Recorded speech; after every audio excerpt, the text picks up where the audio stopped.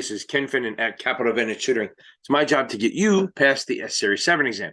So I get this question a lot. I think it's very rare on the exam, but I guess it could show up. But a lot of the vendors like to do this. It's hedging. It's like a ratio, right? Or you're hedging with different numbers. So I'm going to show you my way of doing it that's a little different than the books. The books like you to do the whole math and go crazy.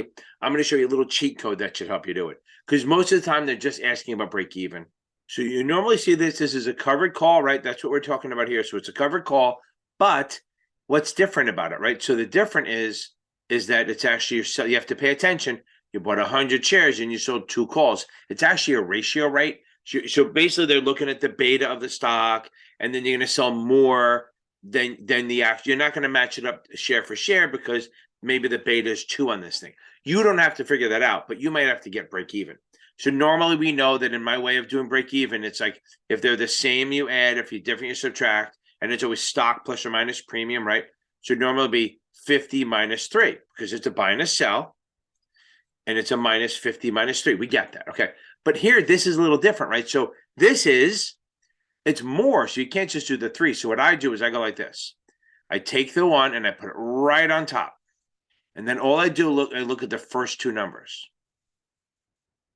Whatever that is, whatever fraction or number that is, that's how much I use for the premium. So this is 2 to 1, which is 2. So I multiply that times the premium. So I'm going to use $6. So my break even is 44. Okay, now let's try a different one. So let's say you buy 200 shares of IBM at 50, and then you sell 150, call it 4. And you're like, crap, it doesn't work. What do? I know it's minus 50 minus something. So again, I just take this, put it on top. And maybe you guys don't get this, but it's just the way I work. My mind is fucked up. What is my fraction there? So that's going to be 1 over 2, which is a half. So I'm going to do a half, right? So that's 0.5 times the premium, 4. That gives me 2. So I'm going to use $2 of premium. So my break even is going to be 48. It's not super hard. I just think it's an easy way to do it. A lot of times what they do is they go, okay, multiply 200 times 50. That's 10 grand.